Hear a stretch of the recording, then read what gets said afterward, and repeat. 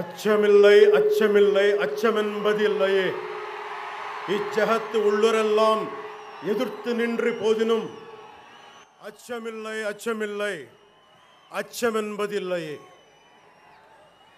భయం లేదు భయం లేదు భయమన్నది లేనే లేదు. ఒక దుర్నీతి దుర్జన లోకమంతయు ఎదురొచ్చినా భయం లేదు భయం లేదు భయమన్నది లేనే లేదు. భయం లేదు కాబట్టే అసలే చీకటి గాఢాంధకారమైన వెళ్ళే దారంతా గోతులు గుంతలు లోయలు అగాధాలు ఉన్న ఇల్లేమో దూరమైన చేతిలో దీపం లేకపోయినా గుండె ధైర్యమే కవచంగా ధరించిన వాణ్ణి కనుకే అన్నీ ఒక్కడే అయి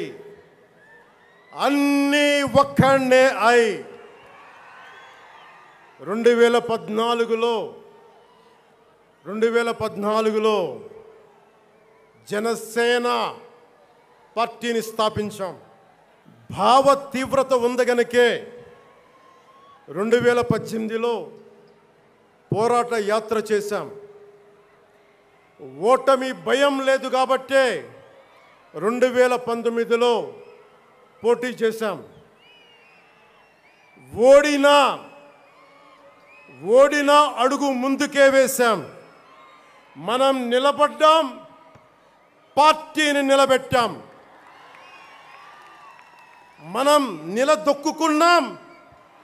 మనం నిలదొక్కుకోవటమే కాకుండా 4 దశాబ్దాల టీడీపీ పార్టీని కూడా నిలబెట్టాం. మనం ఓడినప్పుడు 2019లో మీసాలు మెలేశారు, జబ్బలు చరిచారు, తొడలు కొట్టారు, మన ఆడపడుచుల్ని అవమానించారు, ప్రజల్ని నిరంతరం హింసించారు. ఇదే న్యాయం అని మన నాయకులు, మన జన సైనికులు, మన వీర మహిళలు అందరూ అడిగితే,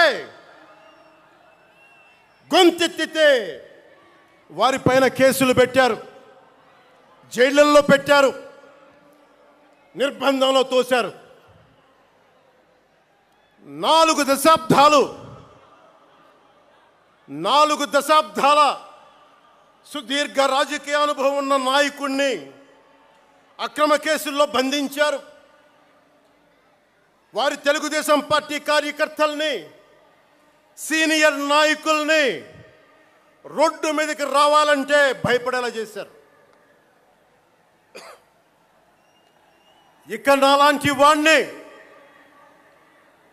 తిట్టని తిట్టు లేదు, పాల్ చేయని అవమానం లేదు, చేయని కుట్ర లేదు, వేయని కుతంత్రం లేదు. ఈ ఎన్నికల్లో అసెంబ్లీ గేటును కూడా తాకలేవు అని మనల్ని ఛాలెంజ్ చేసి సరిచిన ఆ తొడల్ని బద్దలు కొట్టాం. ఏం చేశాం? బద్దలు కొట్టాం. బద్దలు కొట్టి ఆంధ్రప్రదేశ్ అసెంబ్లీలో 21 మంది ఎమ్మెల్యేలతోటి, పార్లమెంటులో 2 ఎంపీలతోటి అడుగుపెట్టాం.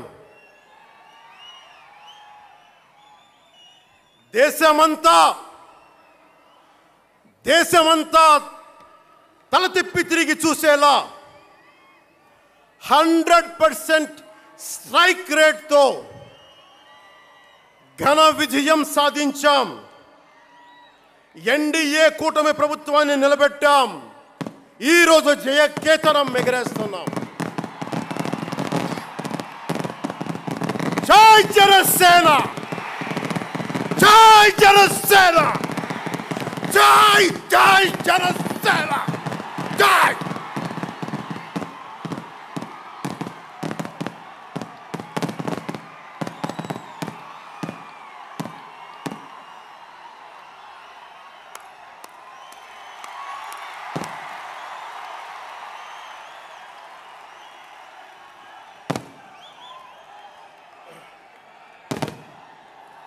భరత భూమి నేర్పినదో, ప్రజాకోటి నేర్పినదో నిజం ఏమిటో కానీ ఒట్టి చేతిలో శత్రువుపై దుమికే శక్తి ఉంది అని చెప్పిన దాశరథి కృష్ణమాచార్య మాట బలం తెలంగాణకే కాదు, నెల్లూరులో చదువుకున్న నాకు కూడా. అందుకేనేమో అలా మన జనసేన జన్మస్థలం తెలంగాణ అయ్యింది, కర్మస్థలం ఆంధ్ర అయ్యింది. రుద్రవీణ వాయిస్తా, అగ్ని ధారలు కురిపిస్తా, తిరుగుబాటు జెండా పట్టిస్తా, దుష్ట పాలన నుండి విముక్తి కలిగిస్తా అన్న కృష్ణమాచార్య మాటలు మాకే కాదు, మబ్బుల్లో పరిగెత్తే పిడుగులు, వేట కోసం బయటకొచ్చిన కొదమ సింహాలు వారికి కూడా ఊతమిచ్చినాయి. ఊతమివ్వబట్టే 24 ఎన్నికల్లో దాష్టీక ప్రభుత్వాన్ని దించి కూటమి ప్రభుత్వాన్ని, ఎన్డీఏ కూటమి ప్రభుత్వాన్ని గెలిపించారు. అందుకని మీ అందరికీ గుండెల్లోతుల్లో నుంచి ధన్యవాదాలు. మూగవోయిన కోటి తమ్ముల గళాల పాట పలికించి కదిలి జవమ్మ కూర్చి నా కళానికి బలమిచ్చి నడిపినట్టి నా తెలంగాణ కోటి రతనాల వీణ, నా తెలంగాణ కోటి రతనాల వీణ. అలాంటి కోటి దివిటీల క్రాంతి జ్యోతి తెలంగాణకు ఆ రోజున కరెంట్ షాక్ తగిలి చనిపోబోయిన నాకు కొండగట్టు ఆంజనేయుడి దయ, తెలంగాణ అన్నదమ్ముల దీవెన, నన్ను ప్రేమించే ప్రజలందరి దీవెన నాకు పునర్జన్మనిచ్చింది తెలంగాణ భూమి. అలాంటి తెలంగాణ నేల తల్లికి నా వందనాలు, హృదయపూర్వక వందనాలు. బండెనక బండి గట్టి 16 బండ్లు గట్టి ఏ బండిలో పోతావు కొడక నైజాం సర్కార్ రోడా అని కాలిక గజ్జగట్టి చేత కర్ర బట్టి కాలిక గజ్జ కట్టి ఆటనే పాటనే ఆయుధంగా మలిచిన వాడు, యువత గుండెల్లో పోరాట స్ఫూర్తిని నింపిన వాడు, నేను కనిపిస్తే ఎలా ఉన్నావురా తమ్మి అని ఆప్యాయంగా పలకించే మన మధ్య లేని నా అన్న, నా గద్దరన్న, నేల నుంచి వచ్చిన నా తెలంగాణ జన సైనికులకి, జనసేన నాయకులకి, వీర మహిళలకు నా హృదయపూర్వక శుభాకాంక్షలు. మా ఆడపడుచులు, మా వీర మహిళలు, మీ పోరాట స్ఫూర్తిని నేను మర్చిపోలేను. మీరు నా దృష్టిలో, ప్రజల దృష్టిలో, అందరి దృష్టిలో మీరు రాణి రుద్రమ్మలు, వీరనారి గున్నమ్మలు, మా జనసేన వీర మహిళలు. మా జనసేన ఆడపడుచులు అందరి క్షేమం కాంక్షించే సూర్యదేవుని లేలేత కిరణాలు. తేడా వస్తే కాల్చి కథం చేసే లేజర్ బీములు మా జనసేన వీర మహిళలు. అలాంటి మీకు, మా ఆడపడుచులకి, మా వీర మహిళలకి నేను మీకు రుణపడి ఉంటాను. సీనియర్ నాయకులు కొనతాల గారు చెప్పినట్టుగా ఈరోజు హోలీ పర్వదినం. రంగులు, ఉత్సాహం, మైత్రిని పంచే పండగ. చెడు పోయింది, మంచి వచ్చిందని చెప్పి రంగులు జల్లుకునే పండగ. మన జయకేతనం ఎగరవేసిన రోజున హోలీ కూడా రావటం యాదృచ్ఛికం కాదు, భగవంతుడి నిర్ణయం. అందుకని దేశ ప్రజలందరికీ నా హోలీ శుభాకాంక్షలు తెలియజేస్తా ఉన్నాను. ये भगवान का आशीर्वाद है कि जनसेना का यह खास दिन होली के पावन त्योहार के साथ आया है. मेरे लिए होली रंगों का त्योहार है, एकता का त्योहार है, दोस्ती का उत्सव है, खुशी और उल्लास का पर्व है. इस शुभ अवसर पर मैं इस मंच से, पिठापुरम से आप सभी को होली की हार्दिक शुभकामनाएं देता हूं. తమిళనాడు నుంచి నాకు ఎంతో ప్రేమనిచ్చారు. మన స్పీచ్లు చూస్తారంట నాకు తెలియదు. మన తమిళనాడు పర్యటనకి వెళ్తే అందరూ నాకు ఎంతో ప్రేమనిచ్చారు. షణ్ముఖ యాత్రకి వెళితే నేను తమిళనాడులో చాలా కీలకమైన దశలో ఉన్నవాడిని, పెరిగినవాడిని. సుబ్రహ్మణ్య భారతీయారిని స్ఫూర్తిని నింపుకున్నవాడిని. అలాంటి తమిళనాడు ప్రజలందరికీ నా మనస్ఫూర్తిగా మీకు నా నమస్కారాలు. రమణ మహర్షి ఉళ్ళిట్ట ఎన్నట్లు సిద్ధర్గల్ వాళింద సిద్ధపేట్ల సిద్ధర్ భూమి ఉలహ పుదుమరియం తిరుక్కురళవై உலகுக்கு தந்த ஞான பூமி அச்சமில்லை அச்சமில்லை என முழுங்கிய மகாகவி பாரதியார் வீரபூமி உலகத்தை ரட்சிக்கும் கந்தசஷ்டி கவசம் எனும் அருண்கோடை தந்த ஆன்மீக பூமியாம் தமிழகத்தை சேர்ந்த என் அன்பு உள்ளங்களுக்கு எனது அன்பு நிறைந்த வணக்கங்கள். మన మహారాష్ట్రకి వెళితే నాకు మహారాష్ట్రలో అభిమానులు ఉంటారు. అది కూడా రాజకీయ పరంగా ఉంటారు, సినిమాల పరంగా కాకుండా అని నాకు తెలియలే. ఎంతో ప్రేమనిచ్చారు. గౌరవ మహారాష్ట్ర ముఖ్యమంత్రి దేవేంద్ర ఫడ్నవీస్ గారు నన్ను రమ్మని 19 నుంచి అడుగుతూ ఉన్నారు. అప్పుడు కుదరలా, 24లో కుదరలేదు, 19లో కుదరలేదు, 14లో కుదరలేదు. మొన్న హర్యానాలో మీరు రావాలి ఖచ్చితంగా అని చెప్పి ప్రత్యేకించి నన్ను పిలిపించారు. నేను ఎన్డీఏ కూటమి కోసం ప్రచారం చేశాను, భారతీయ జనతా పార్టీ కోసం. వెళ్ళిన అన్ని సీట్లు దాదాపు 95% మనం గెలిచాం, ఒక్క సీటు తప్ప. మీకు తెలుసు, నాకు మరాఠీ నేల, మహారాష్ట్ర నేల, ఛత్రపతి శివాజీ మహారాజ్ నేల, ఛత్రపతి సంభాజీ మహారాజ్ నేల.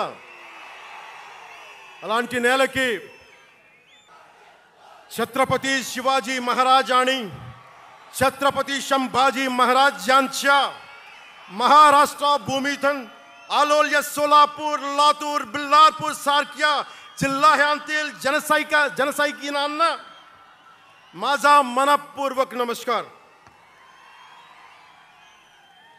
అలాగే కర్ణాటక నుంచి వచ్చిన అభిమానులకి, ಕರ್ನಾಟಕದಿಂದ ಈ ಹಬ್ಬಕ್ಕೆ ಆಗಮಿಸಿದ ನನ್ನ ಜನ ಸೈನಿಕರಿಗೆ, ನನ್ನನ್ನು ಪ್ರೀತಿಸುವ ಕರ್ನಾಟಕದ ಜನ ಸೈನಿಕರಿಗೆ హృత్పూర్వక నమస్కారాలు. చాలా భాషలు అయిపోయినాయి కదా. అని మీకు అర్థమైంది కదా, రెండు భాషలు ఒక్క భాషలా కాదు. భారతదేశానికి కావాల్సింది తమిళనాడుతో సహా we need multiple languages, not just two. We need multiple languages to keep, not just for the integrity of the country, but also to understand each other,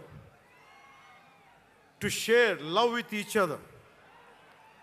అందుకనే బహుభాష భారతదేశానికి మంచిది. చెప్తామా? భారత్ మాతాకి జై. బోలో భారత్ మాతాకి.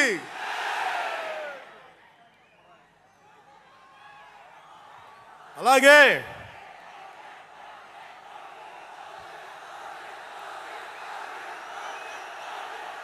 చేద్దాం చాలు, వస్తుంది. ఇందాక స్టేజ్ పైకి వచ్చేటప్పుడు కిందకి వెళ్ళాం, మళ్ళీ సభ ముందు చాలు, సినిమాలు ఆపండి చాలు. ఓజీ చాలు. అంటే మీ అందరికీ నేను సినిమాలు ఎందుకు వద్దని చెప్తానంటే, సినిమాలు తక్కువ చేయడం నా ఉద్దేశం కాదు. మీరు ఓజీ సినిమాకి వెళ్ళి జనసేన జిందాబాద్ అని ఎలా అనకూడదు, ఇక్కడికి వచ్చి సినిమా ఎందుకు అనకూడదంటే, ప్రాణాలు తెగించున్నారు ఇక్కడ వాళ్ళందరూ, ఇక్కడ జన సైనికులు. ఎందుకు సినిమా మాట్లాడకూడదు అంటే, 450 మంది పైచీలకు జన సైనికులు సినిమాలను కాదు సిద్ధాంతాలు నమ్మి చనిపోయారు. వారి గౌరవం కోసం.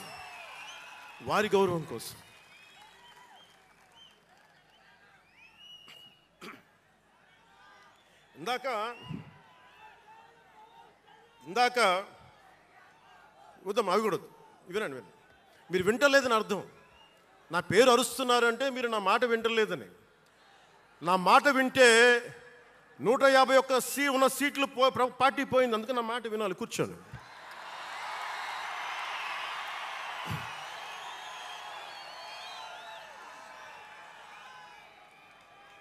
ముందుగా నేను 11 సంవత్సరాల క్రితం పార్టీ పెట్టినప్పుడు, ఈరోజు మీకు డేటాలు చెప్పను, ఎన్డీఏ ప్రభుత్వం గురించి వీటిని చెప్పను.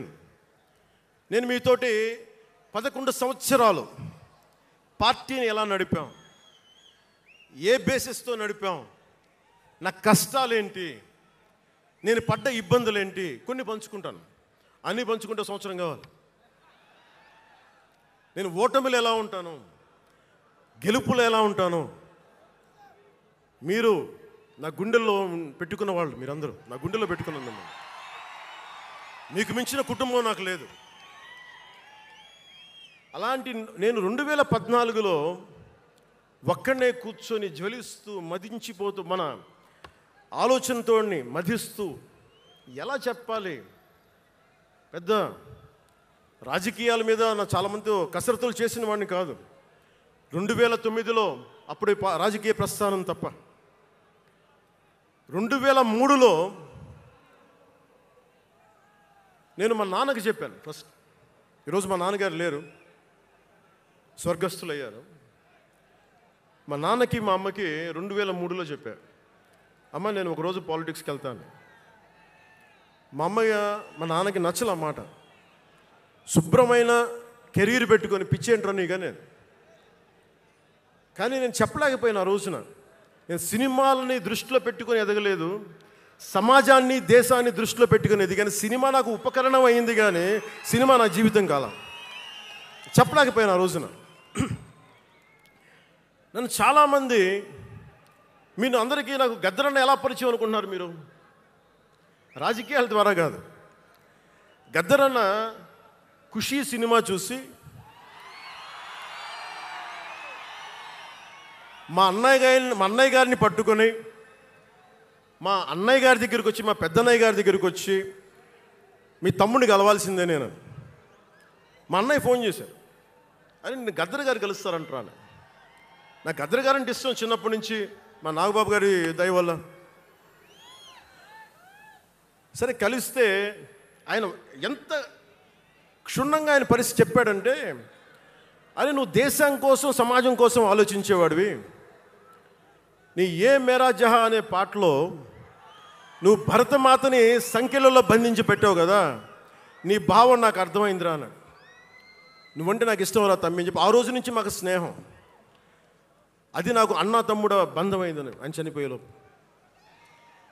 అలాగే 2006లో నేను విపరీతంగా ఒక పిహెచ్డి కోసం, ఒక స్కాలర్ ఎలా చదువుతాడో పుస్తకాల మధ్యలో సినిమాలు చేశాను. అందుకే నా సినిమాలు మీకు నచ్చి ఉండకపోవచ్చు ఆ రోజున. కానీ నా జ్వలనాన్ని ఎక్కడో ఢిల్లీలో కూర్చొని ఒకళ్ళు, ఢిల్లీ యూనివర్సిటీలో పనిచేసే ఒక ప్రొఫెసర్, ప్రకాశం జిల్లాకు చెందిన వ్యక్తి, నాకు తెలియదు ఆయన ప్రకాశం జిల్లా వ్యక్తి. నా రోజున ఆయన వచ్చి మిమ్మల్ని కలవాలని చెప్పి ఒక నెల రోజులు నా వెంట పడితే ఆయన కలిశారు. ఆయన వచ్చి నన్ను ఒకే ఒక మాట అడిగారు. 2006లో మీరు రాజకీయాల్లోకి వస్తారా? బహుజన సిద్ధాంతం మేము ముందుకెళ్తాం. చాలామంది అడిగి నన్ను పంపించారు. మీరు సంసిద్ధం అంటే నేను మాట్లాడతాను, నేను కదుపుతానంటే ఆ రోజున నాకు ఇంకా మెచ్యూరిటీ లేదు. ఒక కుటుంబాన్ని నడపడానికే చాలా శ్రమ పడాలి. ఒక కుటుంబాన్ని ఏకతాటిపైన తీసుకురావాలంటే నేను కష్టపడాలి. ఒక సినిమా చేయాలంటే నేను ఇంత కష్టపడాలి. ఇన్ని కోట్ల మందికి సంబంధించిన జీవితాన్ని ఒక భావంతో కట్టిపడేయాలంటే నాకు ఇంకా అంత మెచ్యూరిటీ లేదు. మెచ్యూరిటీ వచ్చిన రోజున మీకు తెలియజేస్తానని చెప్పాను. ఆ వ్యక్తి అప్పటి నుంచి ఇప్పటిదాకా అరుదుగా అప్పుడప్పుడు కలుస్తూ ఉంటాను. ఈ రోజున హైదరాబాద్ సెంట్రల్ యూనివర్సిటీ ప్రొఫెసర్, మీలో కొంతమందికి తెలిసి ఉండొచ్చు, ప్రొఫెసర్ శ్రీపతి రాముడు గారికి మనస్ఫూర్తిగా నా ధన్యవాదాలు తెలియజేస్తున్నాను. వారిని వేదికపైకి రమ్మని మనస్ఫూర్తిగా కోరుకుంటా ఉన్నాను. ఎందుకంటే మీరు ఓజీ ఓజీ అని అరుస్తూ ఉంటే నన్ను సినిమాల కంటే కూడా సినిమాల్లో ప్రజలకి పనిచేసే మనిషిని చూశారు ఇలాంటి మేధావులందరూ, పోరాట యోధులందరూ. సో నాకు ఎప్పుడు కూడా ఆయన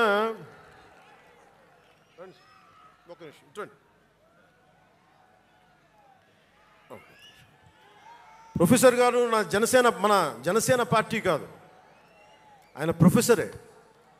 బహుజన సిద్ధాంతాల కోసం, అంబేద్కర్ ఆశయాల కోసం, అణగారిన వర్గాల కోసం నిలబడ్డ వ్యక్తి. ఆయన చాలామంది విద్యార్థుల్ని పిహెచ్డీలకి సిద్ధం చేసే వ్యక్తి.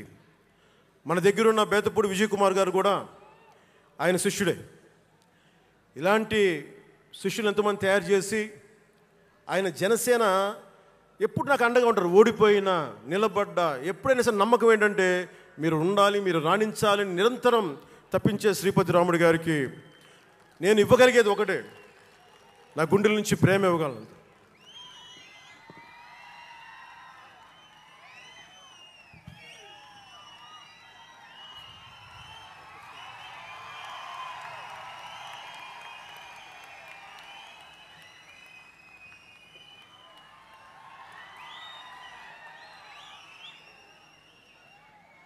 అంటే కృతజ్ఞత అనేది ఎంత అవసరం, గుర్తింపు ఎంత అవసరం అంటే మనం ఏదో అయినప్పుడు కాదు, ఏవి అవ్వనప్పుడు మనం వెంట నిలబడాల్సింది. నేను థ్యాంకింగ్ నోట్స్ చెప్దాం అనుకున్నా. ఎవరికి చెప్పాలి? ముందుగా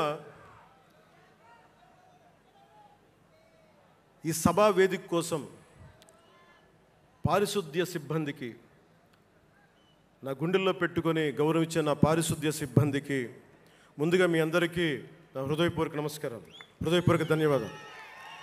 యాక్చువల్గా నేను అనుకుంది ముందుగా పారిశుద్ధ కార్మికులకి సన్మానం చేసి స్పీచ్ మొదలు పెడదామని. ఎక్కువ మంది ఉండటం వల్ల మన సమయం సరిపోదు కాబట్టి రేపు పొద్దున మన సీనియర్ నాయకులందరినీ, సోదరులు నాగబాబు గారిని, ఎమ్మెల్సీ వారిని గౌరవించి చేయవలసిందిగా నేను కోరుకుంటున్నాను. అలాగే దారి పొడవునా శుభాకాంక్షలు తెలియజేసిన హోర్డింగ్స్ ద్వారా నా సోదరులు సోదరీమణులందరికీ, ప్రతి ఒక్కరికి, నాయకులందరికీ నా ధన్యవాదాలు. డిప్యూటీ సీఎం పేషి అధికారులందరికీ కూడా నా ధన్యవాదాలు. నా సెక్యూరిటీ సిబ్బందికి కూడా నా ధన్యవాదాలు. ఈ ఆవిర్భావ దినోత్సవానికి ముందుండి నడిపించిన గౌరవ సివిల్ సప్లైస్ మంత్రి, Janasena political affairs committee chairman, నన్ను కాలానికి నా పరీక్షలు పెట్టి కానీ ఒకసారి నిర్ణయం తీసుకున్న తర్వాత ఓడిపోయినా కానీ వెన్నంటే నిలబడ్డ నా సోదరుడు పిఎస్సి చైర్మన్, గౌరవ సివిల్ సప్లైస్ మంత్రి శ్రీ నాదెండ్ల మనోహర్ గారికి నా హృదయపూర్వక ధన్యవాదాలు.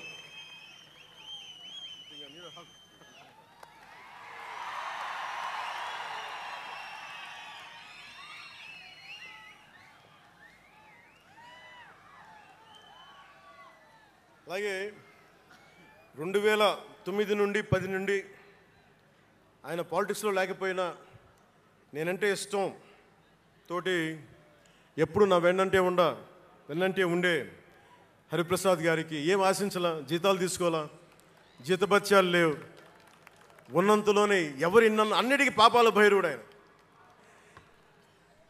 పవన్ కళ్యాణ్ ఆ నిర్ణయం తీసుకోలేదంటే ఈయనే ఉంటాడు కారణం అంట. పవన్ కళ్యాణ్ తేలిక మాట నేస్తాడు అందరమాట. పవన్ కళ్యాణ్ కొంచెం ఆలోచన ఉంటుంది కదా, ఎవరికి ఇవ్వాలి, ఎందుకు ఇవ్వకూడదని. కానీ ప్రతిదానికి నేను తీసుకున్న నిర్ణయాలకి ఆయన భరించాడు. అలాంటి అన్నిటినీ భరించి నా వెన్నంటే ఉన్న హరిప్రసాద్ గారికి మనస్ఫూర్తిగా నా ధన్యవాదాలు.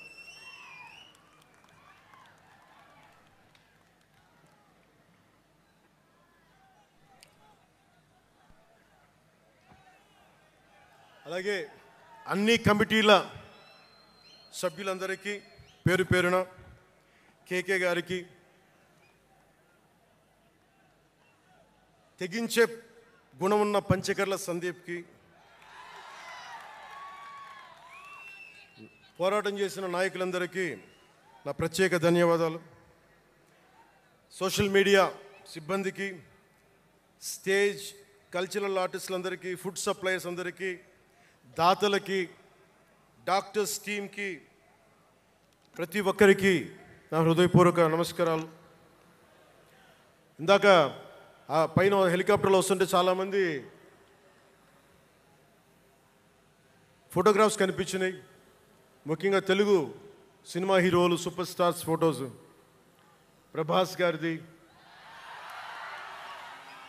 మహేష్ బాబు గారిది, జూనియర్ ఎన్టీఆర్ గారిది, అల్లు అర్జున్ గారిది, సాయి ధరమ్ తేజ్ గారి, నందమూరి అభిమానులు, మెగాస్టార్ చిరంజీవి గారి అభిమానులకి, మెగాస్టార్ తనయులు, గేమ్ చేంజర్ రామ్ చరణ్ గారి అభిమానులు, తెలుగు హీరోయిన్లు, ప్రతి నటుల అందరి హీరోల అభిమానులు, మీ అందరికీ కూడా నా ప్రత్యేక నమస్కారాలు, ధన్యవాదాలు. అలాగే పవన్ కళ్యాణ్ అభిమానులు కూడా నా హృదయపూర్వక నమస్కారం.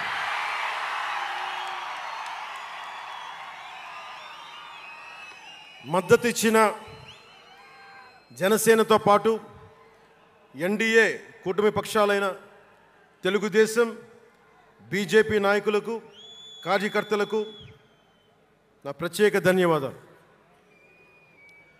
అసలు మనం ఇంత ఘన విజయం సాధించాం. మనం కలిసి పోరాటం చేశాం, కష్టాలు ఉన్నప్పుడు చెయ్యనందించాం.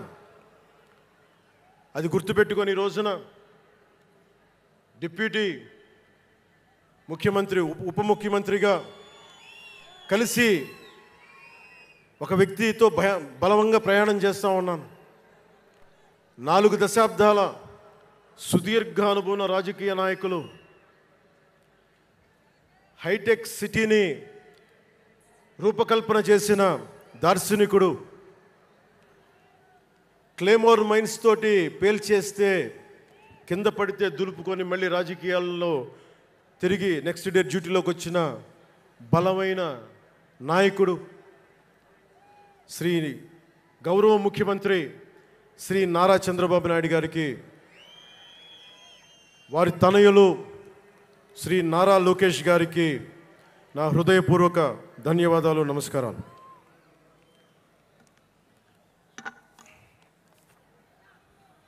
ఒకసారి నా నోటి నుంచి 11 సంవత్సరాలు నలిగాం కదా, మన ఎంపీలు మన పేర్లు నా నోటి గుండా చెప్పాలి మీ అందరికీ అని చెప్పడానికి. నాదెండ్ల మనోహర్ గారికి, కందుల దుర్గేష్ గారికి, ఎంపీలు తంగెళ్ళ ఉదయ్ శ్రీనివాస్ గారికి, వల్లభనేని బాలశౌరి గారికి, కొణిదెల నాగబాబు గారికి, హరిప్రసాద్ గారికి, నిమ్మక జయకృష్ణ గారికి, లోకం నాగం మాధవ గారికి, కొనతాల రామకృష్ణ గారికి, పంచకల్ల రమేష్ బాబు గారికి, సుందరపు విజయ్ కుమార్ గారికి, చనిపోయిన వంశీకృష్ణ యాదవ్ గారికి, పంతం నానాజీ గారికి, బత్తుల బలరామకృష్ణ గారికి, శ్రీ దేవీవర ప్రసాద్ గారికి, గిడ్డి సత్యనారాయణ గారికి, పులపర్తి ఆంజనేయులు గారికి, బొమ్మిడి నాయకర్ గారికి, బోలిశెట్టి శ్రీనివాస్ గారికి, పొత్సమాత ధర్మరాజు గారికి, చిర్రి బాలరాజు గారికి, మండలి బుద్ధప్రసాద్ గారికి, ఆర్ శ్రీధర్ గారికి, ఆరణి శ్రీనివాసులు గారికి, 2000 పవన్ కళ్యాణ్ మర్చిపోయా, నేను మర్చిపోయినా మీరు మర్చిపోయిన ఎవరు కదా.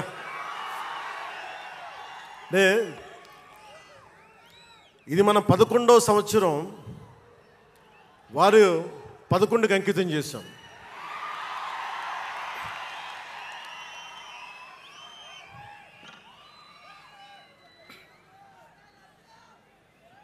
Love you two.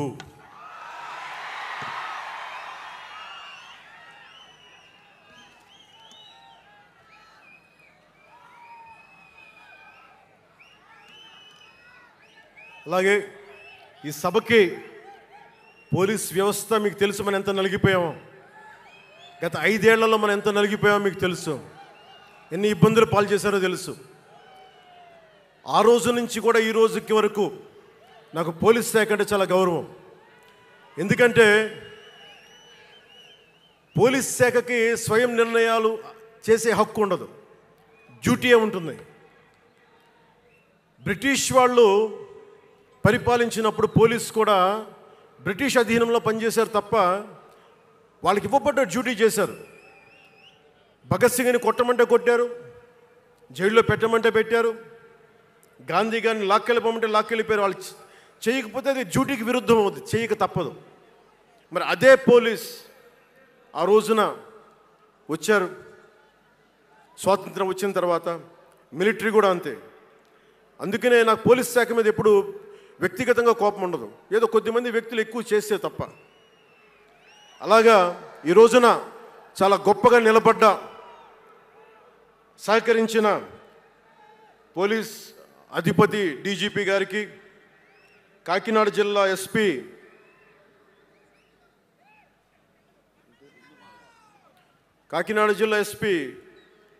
బిందు మాధవ్ గారికి, కలెక్టర్ శ్రీ షణ్మోహన్ గారికి, రెవెన్యూ అధికారులకు, ఇతర పోలీస్ అధికారులకు, మున్సిపల్ అధికారులకు, బందోబస్తు డ్యూటీకి వచ్చి అన్ని జిల్లాల నుంచి వచ్చిన నలిగిపోయి ఎండలో ఉన్న నా కానిస్టేబుల్ సోదరులకు, ప్రతి ఒక్కరికి పేరు పేరున నా హృదయపూర్వక ధన్యవాదాలు, హృదయపూర్వక కృతజ్ఞతలు.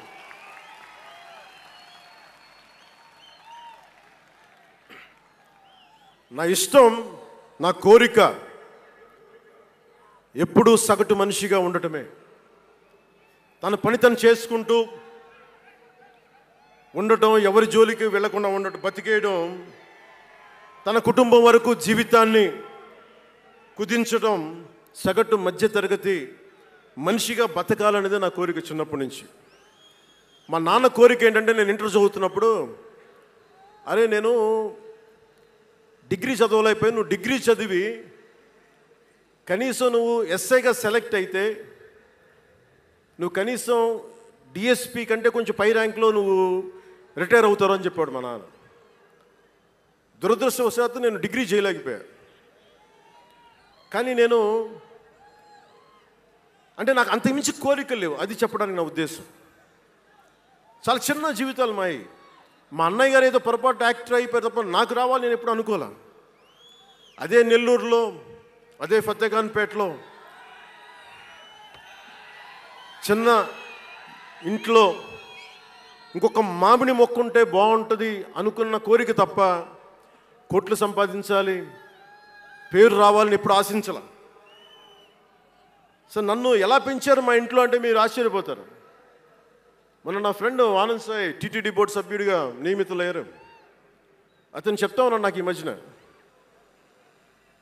నన్ను ఎలా పెంచారంటే మా ఇంట్లో అతని ఆనంద్ సాయి మాటల్లో, చిన్న తంబి అని తమిళ సినిమా ఉంటుంది, మన తెలుగులో చంటి అని సినిమా తీశారు. చిన్న తంబి కదా ఆనంద్, అవునా? అందులో హీరోయిన్ని ఎలా పెంచుతారు ఇంట్లో నుంచి బయటికి వెళ్ళకుండా? చంటీలో హీరోయిన్ మీనాని ఎలా పెంచారు ఇంట్లో నుంచి బయటికి వెళ్ళకుండా? మా ఇంట్లో నన్ను అలా పెంచారు. వీడి బయటికి వెళ్తే ఏమైపోతాడో, సున్నితమైన వ్యక్తి, వీడికి ఆస్తమా ఉంది, వీడికి ఇలాంటి పరిస్థితుల్లో నన్ను ఇంట్లో నుంచి కదలనివ్వకుండా, ఎక్కడికి వెళ్ళనివ్వకుండా, ఎక్కడికన్నా బయటికి వెళ్తే పంపించారు. ఒకరోజు చెన్నైలో నేను అన్నానగర్లో కంప్యూటర్ ప్రోగ్రామింగ్ కోర్స్ చేసేవాడిని ఒక సంవత్సరం పాటు. ఆ ప్రోగ్రామ్ ఫైనల్ చేసే పరిస్థితుల్లో టైం 10:30 అయింది, 10:30 రాత్రి. ఇంటికి వెళ్ళడం గంట లేట్ అయింది. అంటే మనం సాయంత్రం 6 గంటలకల్లా వెళ్ళిపోవాలి. ఆ రోజు 10:30కి వెళ్తే చెప్పా పెట్టకుండా, అంటే మన కొంచెం లేట్ అయింది ఎగ్జామ్స్ వల్ల. ఇంటికి వెళ్ళేటప్పటికి ఎలా ఉంది అంటే, ఇంట్లో ఆడపిల్ల వెళ్ళిపోతే ఇల్లు ఎలా ఉంటుందో, 10:30కి నేను ఇంటికి వెళ్తే మా అన్నయ్య షూటింగ్ నుంచి క్యాన్సిల్ చేసుకుని వచ్చేస్తా ఉన్నారు. మా వదిన ఇంట్లో హాల్లో ఉంది, మా నాగబాబు వీధి బయట తిరుగుతూ ఉన్నాడు. మొత్తం అందరూ ఏమైపోయాడు, ఎక్కడికి ఏమైపోయాడని. నేను ఎగ్జామ్ రాసి వస్తున్నాను, బస్సులు దొరకలేదు నాకు, 2 బస్సులు మారి రావాలని చెప్పాను. నాకు కార్లు లేవు ఆ టైంలో. అంటే అలాంటి నన్ను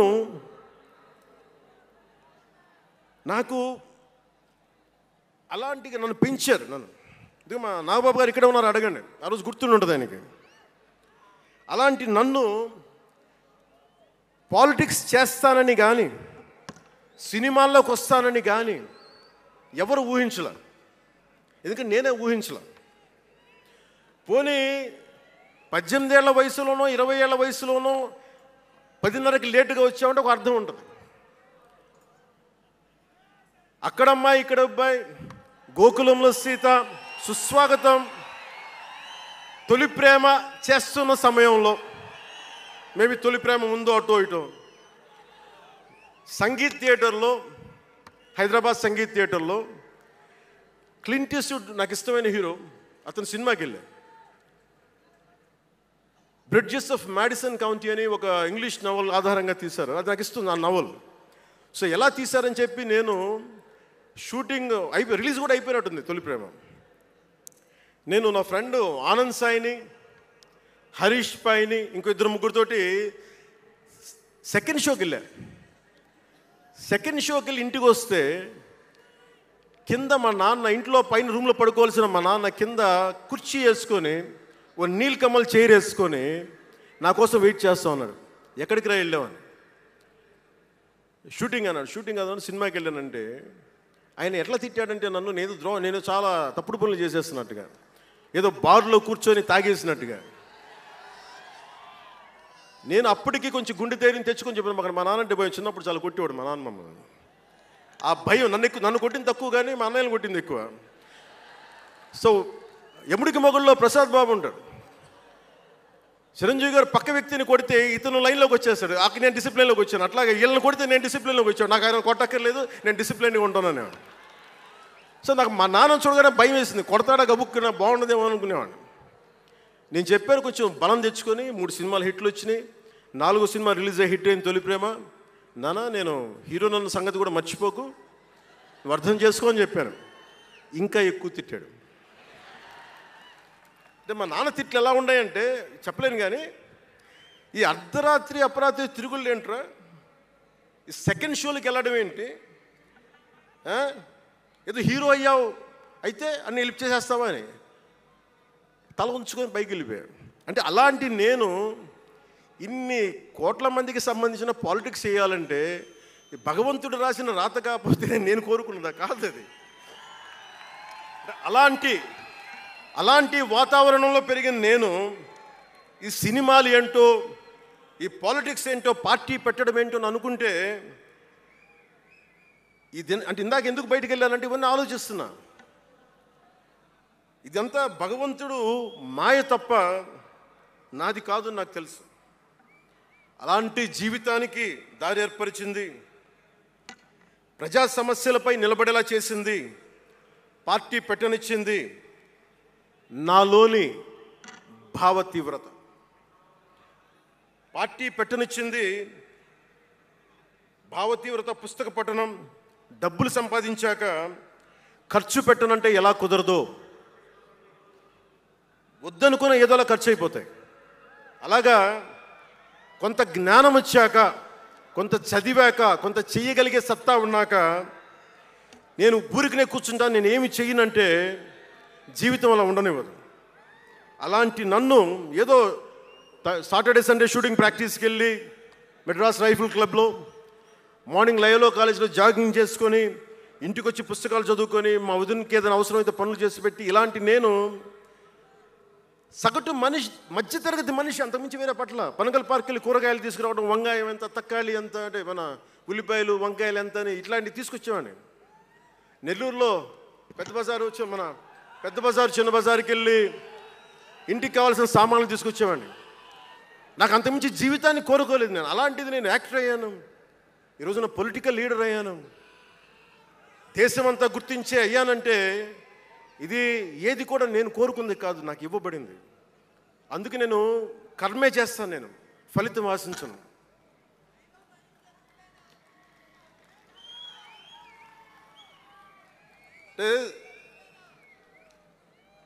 అంటే ఎలా ఉంటుందంటే, అది ఇవన్నీ ఎందుకు చెప్తున్నానంటే, సగటు మనిషి చాలా భయాల మధ్య, చాలా బాధ్యతల మధ్య జీవితాన్ని కొనసాగించాలి. ఒక మాట అంటే ఎక్కువ, ఒక మాట అంటే తక్కువ, చాలా సన్నని గీతల మధ్య బతకాలి. ఒకలాగా చెప్పాలంటే అరిటాకు లాంటి జీవితం. అరిటాకు ఉంది కదా అని జీవితం వడ్డించిన విస్తరు అవ్వదు. చిన్నపాటి ముళ్ళు తగిలినా మొత్తానికి చిరుగుపోతుంది. అలాంటి కోట్లాది సగటు మనుషుల ప్రభావితం చేసే సినిమా కానీ, కోట్లాది మందిని ప్రభావితం చేసే రాజకీయాలు కానీ నాకు చాలా బాధ్యతనిచ్చాయి. సినిమాలో ఎంత చెప్తే మంచిది, ఎంత చెప్తే మంచిది కాదు అని ఆలోచించి చేసేవాడిని. ఒక దేశభక్తి పాట పెడితే మంచిదా, ఒక క్లబ్ డాన్స్ పెడితే మంచిదా, ఈ రెండు ఆలోచించి దేశభక్తికి వెళ్ళాను నేను. అందుకే ఏ మెరా జేహానే పెట్టాను తప్ప ఓ మై డార్లింగ్ అని పెట్టలా. అంటే అంటే ఎందుకు నేను ఆలోచిస్తానంటే, మనిషి మనెవరం శాశ్వతం కాదు. మాట అది మంచి అయినా చెడైనా, అందుకే ఆలోచించే మాట్లాడతాను ఎప్పుడు. ఈ అన్న మాట ఒక తరం 2-3 తరాలు ఉండిపోతే పర్యవసానం ఏంటి, ఎనీ పబ్లిక్ పాలసీ, ఇవన్నీ ఆలోచించి నేను జనసేన కోసం ప్రతిపాదించిన 7 సిద్ధాంతాలు చాలా మదించి, శోధించి, తర్కించి మీ ముందు పెట్టింది. సంవత్సరం కాదు, 2 సంవత్సరాలు కాదు, నేను టీనేజర్గా ఉన్నప్పటి నుంచి నాకు నెల్లూరు డైకస్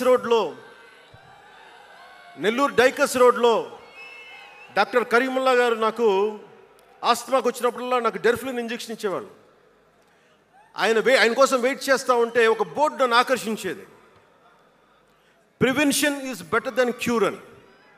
దాన్ని ఎప్పుడు గుర్తుండిపోయింది నాకు. అంటే వ్యాధి నివారణ కంటే, వ్యాధి చికిత్స కంటే కూడా వ్యాధి నివారణ మేలని. అందరూ చాలామంది అనుకుంటారు కదా, ఎందుకు నాకు చెగువెరా ఇష్టం అంటే అది కమ్యూనిజమో మావోయిజమో కాదు. ఒకడు డాక్టర్ అయ్యండి, శారీరకం రుగ్మతలు వస్తే బాగు చేసే డాక్టరు సమాజానికి పట్టే రుగ్మతలను ఎవడు బాగు చేస్తాడు అని చెప్పి డాక్టర్ వృత్తి వదిలి విప్లవకారుడు అయ్యాడు చూసారా, ఆ భావన నాకు ఇస్తుంది చెగువెరాలో. అంతేగాని అతను మావోయిస్టో కమ్యూనిస్టో అని కాదు, గెరిల్లా అని కాదు. ఆ మానవీయ కోణం నాకు నచ్చి దాన్ని ఇష్టపడ్డాను చెగువెరాను. ఆ సిద్ధాంతాలని అంటే ఇవన్నీ ఎందుకు చెప్తున్నాను మీకంటే, చాలా ఆలోచించి చేశాను. అంటే అంత వయసు నుంచి ఆ సిద్ధాంతాలని చాలా బలంగా విశ్వసించేవాడిని, ఆచరించేవాడిని కనుక, వాటి కోసం నిలబడేవాడిని కనుక, నిలబడినందుకు ఆ సిద్ధాంతాలు నన్ను దశాబ్దం రాజకీయ పోరాటం చేయగలిగే సత్తానిచ్చినాయి. ఈ రోజున 100% స్ట్రైకింగ్ రేట్తో జైకేతనాన్ని ఎగరేస్తున్నాం ఈ రోజునంటే జనసేన 7 మూల సిద్ధాంతాలే కారణం. అంటే మీకు మొన్న మన జనసేన ఆవిర్భావ దినోత్సవం అని అనగానే పవన్ కళ్యాణ్, నేను ఎంత పేరుందో నాకే తెలీదు, ఇంగ్లీష్ పేపర్లో కూడా రాస్తారా నా పేరు అనుకుంటాను అప్పుడప్పుడు. ఏదో నేషనల్ పేపర్లో ఢిల్లీ నుంచి ఎవరో తెలుగు జర్నలిస్ట్ పంపించలా, హిందీ జర్నలిస్ట్ పంపించారు నాకు. Pawan Kalyan changes his ideology left, right and centre అని. అంటే వీడి అవసరాలకి ఎలా పడితే అలా మార్చేస్తాడని నాకు అనిపించింది. అలా ఎలా పడితే అలా మార్చేసేవాడు 11 సంవత్సరాలు పార్టీని నడపగలడా?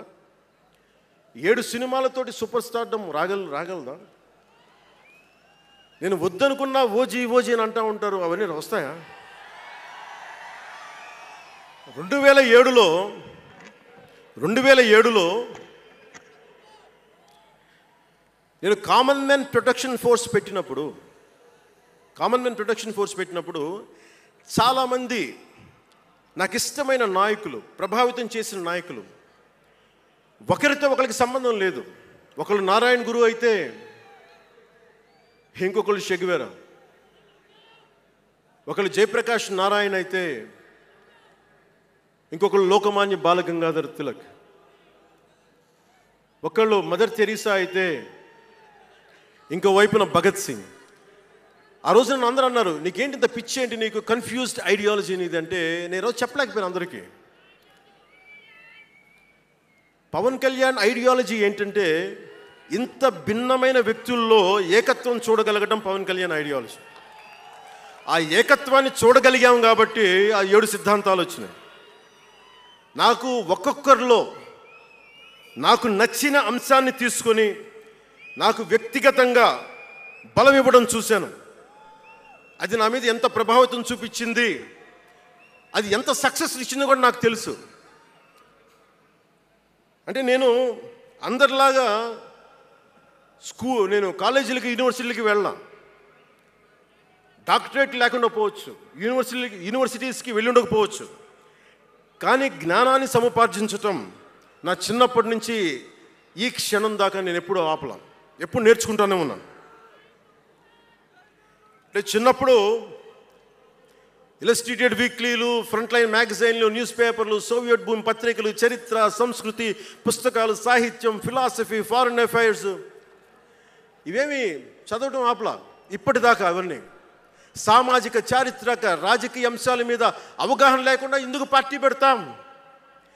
దేశ విభజన, కలోనియల్ చరిత్ర, తిరుగుబాట్లు, చిట్టాగాంగ్, విప్లవ వీరులు, తాకట్టులో భారతదేశం, యాడమ్ స్మిత్లు, మాల్థూసియన్ థీరీలు చదవకుండా, అర్థం చేసుకోకుండా పార్టీ పెట్టేస్తామా? అంటే ఇవన్నీ ఇంత అవగాహన, ఇంత సామాజిక పరిజ్ఞానం సినిమాలు చేసుకునేవాడికి ఎలా ఉంటుంది అవగాహన అని? అదే కదా. అంటే దానికోసం ఎలా పుట్టాలండి? ప్రత్యేకంగా తెల్లగడ్డం వేసుకొని పుట్టాలా అండి? ఆకాశంలోకి చూస్తా తెల్లగడ్డం వేసుకొని సామాన్యుడికి అర్థం కాని లిటరీ టర్మ్స్ తోటి మాటల్ని మాట్లాడాలా? పోనీ పార్టీ పెట్టాలి అంటే నాన్న ముఖ్యమంత్రి అయి ఉండాలా? మావయ్య కేంద్ర మంత్రి అయి ఉండాలా? బాబాయిని చంపించి ఉండాలా అని ఎక్కడ రాసిలేదు కదా. అంటే దశాబ్దం పాటు ఒంటరిగా పార్టీని మొయ్యాలి అంటే ఎన్ని తిట్లు, ఎన్ని అవమానాలు భరించాలి, ఎంత నలిగుండాలి, ఎంత జ్వలించుకుపోవాలి, ఎన్ని పోగొట్టుకోవాలి. వ్యక్తిగత జీవితం నుంచి నా ఆరోగ్యం దాకా అన్నీ పోగొట్టుకుంటానే వచ్చాను. దానికి ఈ జయకేతనం నాకు ఆనందాన్ని ఇచ్చింది. ఎందుకు చెప్తున్నానంటే ఆరోగ్యం గురించి. నేను మార్షల్ ఆర్ట్స్ చేసేటప్పుడు 3 గ్రనైట్ రాళ్ళు గుండెల మీద పెట్టుకొని పగలగొట్టించుకునేవాడిని. 9 ఏళ్ల పిల్లలు, 8 ఏళ్ల పిల్లలు ముగ్గురిని ఒకళ్ళని ఇలా పట్టుకొని ఇంకొకటి భుజాల మీద ఎక్కించుకొని గుడుంబ శంకర్లో మోసుకొచ్చినంత బలం ఉంది. చూడటానికి బక్కగానే ఉంటా, కానీ బలం అపారంగా ఉండేది. అలాంటి నేను ఈ రోజున నాకు రెండో కొడుకు నేను ఎత్తుకోలేను. పెద్ద కొడుకుని ఎలాగ ఎత్తుకోలేను అనుకోండి, అది వేరే విషయం. నా రెండో కొడుకుని చిన్నోడు 6-7 సంవత్సరాలు, వాడిని ఎత్తుకోలేను నేను, అంత బలహీన పడిపోయాను. కానీ బలం తెచ్చుకుంటాం. మీ అందరి ఆశీస్సులతోటి బద్దలు కొడతాం మళ్ళీ. అంటే రాజకీయాల్లో ఉండాలంటే రెండు, పిచ్చి పవర్ హంగ్రీ ఉండాలి, లేదా బలమైన సైద్ధాంతిక బలమన్నా ఉండాలి.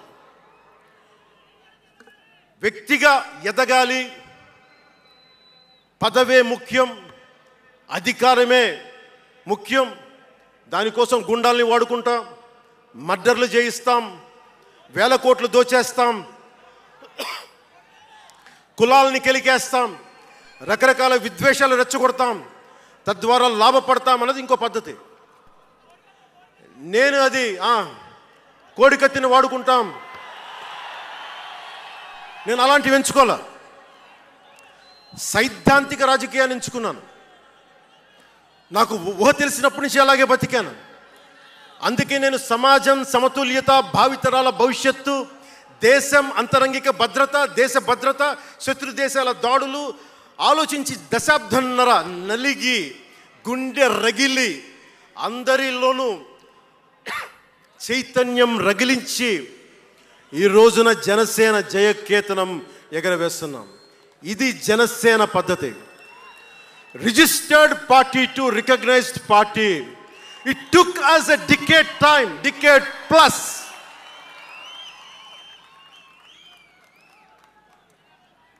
అంటే నువ్వు ఎలా మార్చేసుకుంటావంటారు,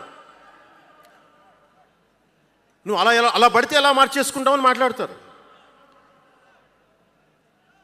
అరే ఒక మనం ప్రార్థించే నదే, గంగమ్మ అవ్వచ్చు, కృష్ణమ్మ అవ్వచ్చు, దేవత అవుతుంది, పడవలకి రస్తా అవుతుంది, పంట కాలువలకి పొలాల్లోకి దూరే పంట కాలువ అవుతుంది.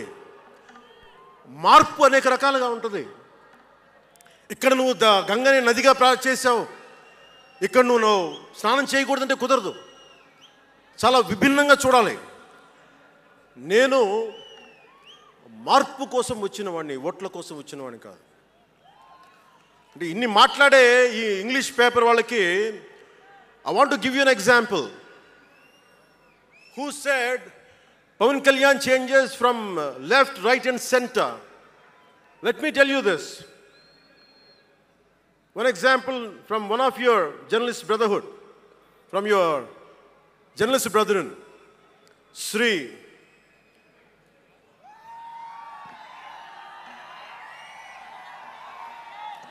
M.J. Akbar. He wrote a book called Riot After Riot.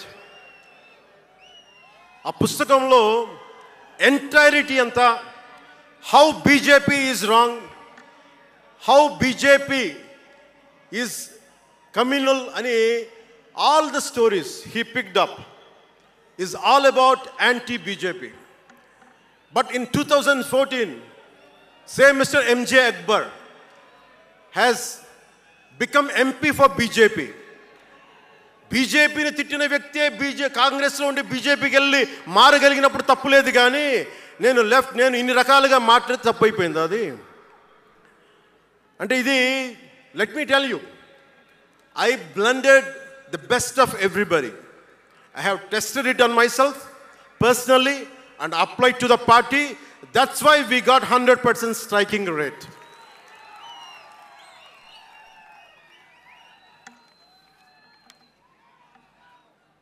నేను ఎలాంటి కాలంలో పెరిగానంటే, భావోద్వేగాలు లేకుండా, జీవిత బరువులు మోయకుండా, కించిత్తు భావుకత లేకుండా, బాధ్యతగా నడవకుండా ఉంటే ఇంత దూరం రాగలమా?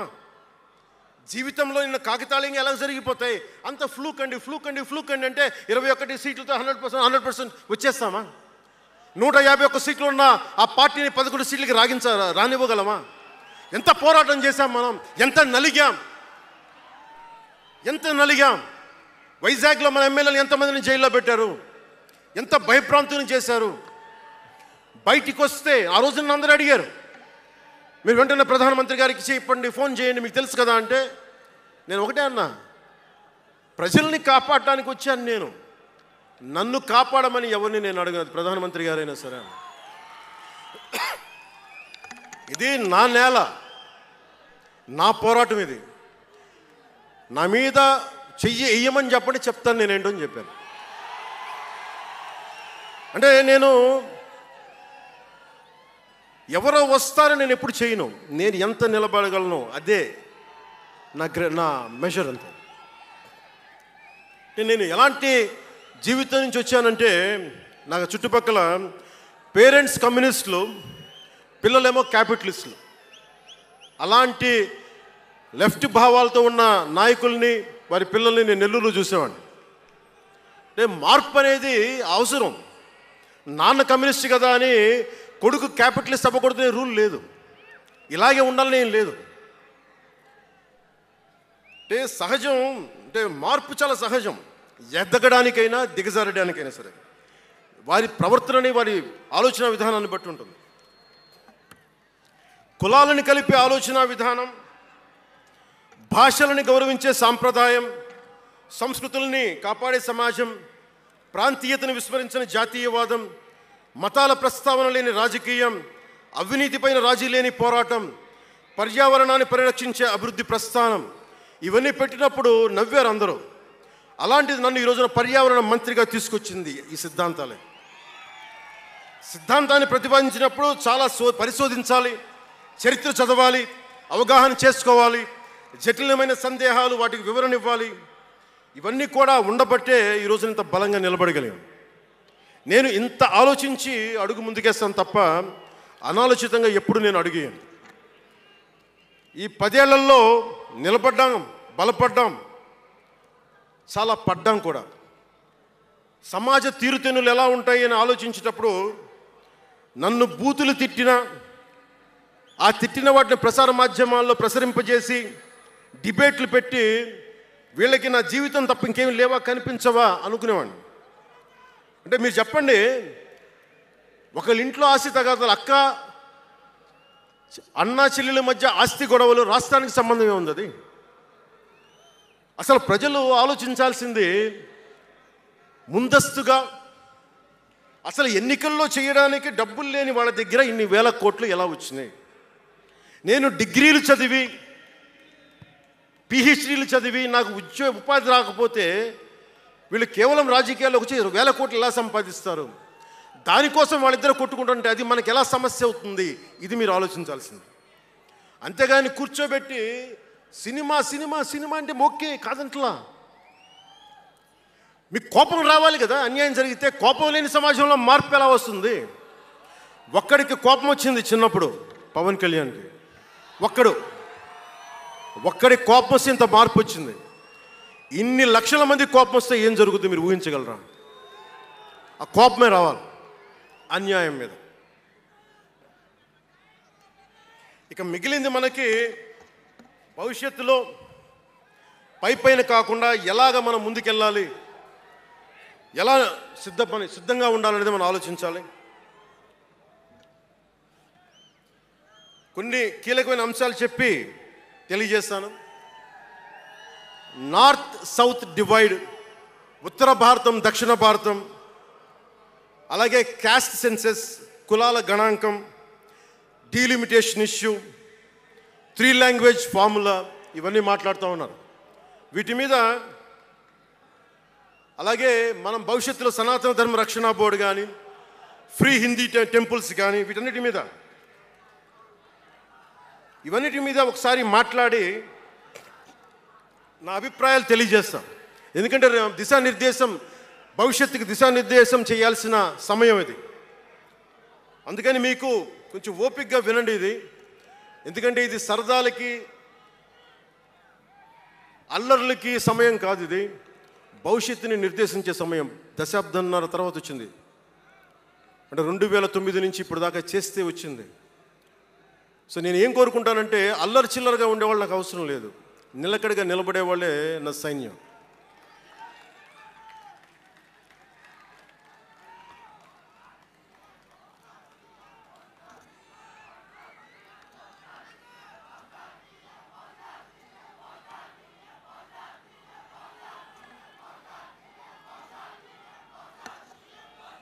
నేను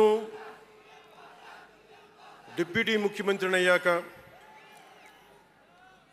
అంతకుముందు ఎప్పుడు ఆలోచించామని, పుస్తకాల బరువుతోటి వీపు వంగిపోతున్న పిల్లవాడిని ఆడిపడాల్సిన వయసులో ఇంత పుస్తకాలు బ్యాగ్ వేసుకొని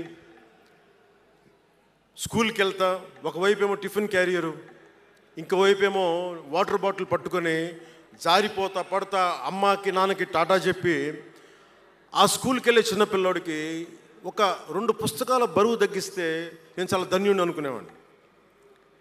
అలాగే ఎక్కడో గిరిజన తాండాల్లో చుక్క నీటి కోసం ఏడ్చే గిరిజనులకి ఒక బిందెడు మంచినీళ్ళు ఇస్తే చాలా బాగుంటుంది అని చేయగలను అనుకునేవాడిని. డోలీ మూతలతోటి రహదారులు లేని కొండ ప్రాంతాల్లో కేవలం 100 మంది నివసించే గిరిజన తాండాలకి ఒక చిన్న రోడ్డు వేయించగలమా అనుకునేవాడిని. కానీ ఈ రోజున మీ అందరి దయ, జన సైనికులు, వీర మహిళల పట్టుదల, ఈ రోజున మనం దాదాపు 4000 పైచిలకు కిలోమీటర్లు రోడ్డును వేయించగలిగాం. వాళ్ళు 2000 వేయించారు 5 సంవత్సరాల్లో. మనం 2500 కోట్ల పైగా ఖర్చు పెట్టినట్టున్నాం. ఇవన్నీ ఎందుకు చెప్తున్నానంటే, ఒకవేళ మనం అనుకుంటే ఎంత చేయగలమని అంటానికి.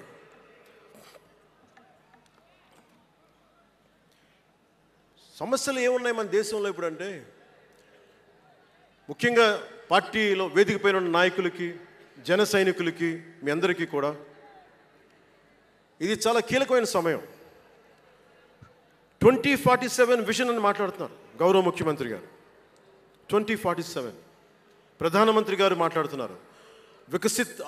వికసిత్ భారత్, స్వర్ణ ఆంధ్రప్రదేశ్, $2 ట్రిలియన్ ఎకానమీ, భారతదేశం ప్రపంచంలోనే 3వ ఆర్థికంగా బలంగా ఉండే దేశం అవ్వాలని ఆలోచిస్తూ ఉన్నాం. ఇంత బలమైన దేశం కావాలి అంటే బలమైన ప్రజలు ఉండాలి, బలమైన నాయకత్వం ఉండాలి. నేను ఎందుకు ఇంత తపన పడతాను మీ అందరి కోసం అంటే, నాకు ఈజీగా వెళ్ళిపోయే వ్యక్తులు అవసరం లేదు, నాకు గోల చేసే వ్యక్తులు అవసరం లేదు. దేశం కోసం నిలబడే యువత కావాలి నాకు, చీల్చి చెండాడే యువత కావాలి నాకు, దేశం కోసం. అంటే ఎందుకు చెప్తున్నానంటే, సర్దార్ వల్లభాయ్ పటేల్ గారిని అడిగారంట. బెంగాల్ రాష్ట్ర విభజనప్పుడు 1920లో విభజిస్తున్నాం అనుకున్నప్పుడు దేశంలో ఉన్న జాతీయ నాయకులు అందరూ వచ్చారు, జరగకూడదని ఆప్ చేశారు. అలాంటిది భారతదేశాన్ని పాకిస్తాన్గా, భారత్గా విభజిస్తుంటే మీరు ఎందుకు చేయలేకపోయారు, ఆపలేకపోయారు? ఒక రాష్ట్రాన్ని ఆపగలిగినప్పుడు ఇది ఎందుకు ఆపలేకపోయారంటే, ఆయన అన్న మాటలు ఏంటంటే, మాకు వయసు అయిపోయింది, పెద్దవాళ్ళం అయిపోయాం, జైలులో నలిగిపోయాం, సరికొత్త యువరక్తాన్ని తయారు చేయలేకపోయాం, మాకు శక్తి సన్నగిల్లింది అని. అందువల్ల వదిలేయాల్సి వచ్చింది చేతులు అని. అది నాకు చాలా ప్రేరణ అయింది. నెక్స్ట్ అందరం, గౌరవ ముఖ్యమంత్రి గారు వికసిత్ ఆంధ్రప్రదేశ్ కోసం ఆలోచిస్తున్నారు. నేను వికసిత్ ఆంధ్రప్రదేశ్ కోసం ఆలోచించే వాళ్ళు ఉన్నారు. నేను ఆలోచిస్తుంది భవిష్యత్తుని నిర్మించగలిగే యువ నాయకత్వం. ఈరోజు ఒక్కడు తలుచుకుంటే ఎంతమంది ఎమ్మెల్యేలు వచ్చారో చూడండి. ఫస్ట్ టైం ఎమ్మెల్యేలు ఎంతమంది ఉన్నారు? అలాంటిది మీ నుంచి ఊరికి 100 మంది నాయకుల్ని తయారు చేయాలి. రాష్ట్రం నుంచి జాతీయ స్థాయిలోకి వెళ్ళగలిగే 100 మంది నాయకుల్ని తయారు చేయగలగాలి. అదే నా లక్ష్యం, నా స్వప్నం 2047కి. అంటే ఎలా ఉండాలి అంటే, విదేశాలకి వెళ్ళాల్సిన అవసరం రాకూడదు ఇంక మనకి. మన దేశానికి మనం వీసాలు డినైల్ చేసేంత స్థాయి భారతదేశంలో ఉండాలి అంటే, దేశాన్ని, సమాజాన్ని నడిపే నాయకులు మీలో నుంచే పుట్టాలి. నేను చేస్తాను దానికి ప్రోగ్రామ్స్. ఈ రోజున వేదిక పైన ఉన్న స్పోక్స్ పర్సన్స్ అందరూ ఎలా వచ్చారనుకుంటున్నారు మీరు? హరిప్రసాద్ గారికే చెప్పాను నేను, సార్ ఎలా చేయమంటారు సార్ మమ్మల్ని అని అడిగితే, మీరు వెళ్ళి జనంలోకి వెళ్ళండి, ఎవరైతే మాట్లాడగలరో వాళ్ళు పిలవండి అంటే, అలా పిలిస్తేనే ఇక్కడున్న స్పోక్స్ పర్సన్స్ అందరూ కూడా జనం మధ్యలోంచి పికప్ చేసిన వాళ్ళు అలా తయారు చేశాం. పార్టీ నిర్మాణాన్ని అలా చేశాం. నా కోరిక ఆంధ్రప్రదేశ్, తెలంగాణ నుంచి దేశాన్ని ప్రభావితం చేసే 100 మంది యువ నాయకుల్ని, మహిళలు కావచ్చు, యువకులు కావచ్చు, అదే నా లక్ష్యం. దానికోసం పనిచేద్దాం మనందరం. ఎందుకంటే సరైన నాయకులు లేకపోతే చిల్లర వేషాలు వేసేవాళ్ళు, పనికి మాలిన వేషాలు వేసేవాళ్ళు చూసాం కదా గత ప్రభుత్వంలో ఎలా ప్రవర్తించారు. వాళ్ళు వచ్చారు అంటే బలహీనత మనది, తప్పు మనది. ఎవడు వచ్చినా వదిలేస్తున్నాం మనం. అందుకని మీరందరూ దానికి సంసిద్ధం అవ్వండి. ఇంకొక మాట వాళ్ళు మాట్లాడింది ఇందాక ఆ ఇంగ్లీష్ పత్రికలో ఒకటి చెగువేరా గురించి మాట్లాడారు, దానికి సమాధానం చెప్పాను. ఇంకోటి ఏమంటారంటే Pawan Kalyan has suddenly become a Hindu defender, a Sanatani defender అని. Do have to become a defender for Sanatana Dharma? It is with in my blood. I don't have to prove it. ఈరోజు today maybe you might be seeing it today. Always I had it in my blood. నేను 21 ఇయర్స్లో కూడా 14 ఏళ్ల వయసు నుంచి right from the age of 14 I was doing దీక్ష. 14 సంవత్సరాల నుంచి ఎప్పుడు అయ్యప్ప దీక్ష చేసేవాడిని. మొన్నే మా అన్నయ్య, మా నాగబాబు, మా అమ్మ, నేను ఒక ఫోటో చూపించారు ఎవరో. నేను కాషాయ బట్టలో ఉన్నా. మా అన్నయ్య, మా పెద్దన్నయ్య, మా చిన్నయ్య, మా పెద్దన్నయ్య, మా అమ్మ నవ్వుతూ ఉన్నారు. నేను ఈ ఫోటో ఎలా పెట్టానంటే ఏంటి జీవితం, వైరాగ్యంతో ఉండేవాడు.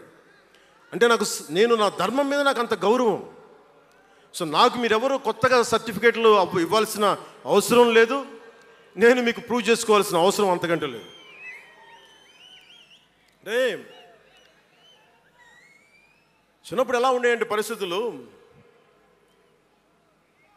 ఏదైనా మాట్లాడదాం వీళ్ళందరితో అంటే సడన్గా నువ్వు తిరుపతి లడ్డూలు కల్తీ అయిపోతే నువ్వు ఎర్ర బట్టలు వేసుకొని ఇవన్నీ మాట్లాడుతున్నావు అంటే నేను చెప్పండి, మీరు ఇప్పుడు దాకా 219 టెంపుల్స్, 219 టెంపుల్స్ అపవిత్రం చేస్తే, మన అంతర్వేది రథాన్ని తగలబెడితే నేను వచ్చిండొచ్చు కదా. రామతీర్థంలో రామచంద్రుల వారి విగ్రహాన్ని తల నరికేస్తే నేను బయటకు వచ్చి గోల చేసి ఉండొచ్చు కదా. ఎందుకు స్టేట్మెంట్గా పరిమితం అయ్యాం? చిన్నప్పటి నుంచి మా ఇంట్లో రామనామ జపం ఉండేది. మా నాన్న ఉమ్మడి కమ్యూనిస్ట్ పార్టీ సభ్యుడు, ఎథీస్ట్ ఒకప్పుడు, టీన్స్లో 20లో. ఆయన మరి ఎలా మారిందో మనసు తెలియదు కానీ విపరీతం రామభక్తుడు అయిపోయాడు నేను పుట్టేటప్పటికి. మా ఇంట్లో ఎప్పుడూ రామనామమే ఉండేది. ఆ రామనామాన్ని జపిస్తూనే నాకు జబ్బు వచ్చినా మా నాన్న రామనామం చెప్పేవాడు. అలాంటి రామనామం జపించే మాకు రాముడి విగ్రహం తల నరికేస్తే కోపం రాకూడదంటారేంటి మీరు? ఇదే మీకు ఒక మహమ్మద్ ప్రవక్తకి పవిత్ర రంజాన్ మాసంలో మహమ్మద్ ప్రవక్తకి మీరు ఒక మాటని దూషించగలరా? దూషించి బతకగలరా? అల్లాని ఒక మాట అనగలరా? జీసస్ క్రైస్ట్ ఒక మాట అనగలరా? మేరీ మాతని ఒక మాట అనగలరా? కానీ పార్వతీ దేవిని తిడతారు, లక్ష్మీ మాతని తిడతారు. అంటే నువ్వు ఇస్లాంకి అపవిత్రం జరిగితే మాట్లాడితే సెక్యులరిజం,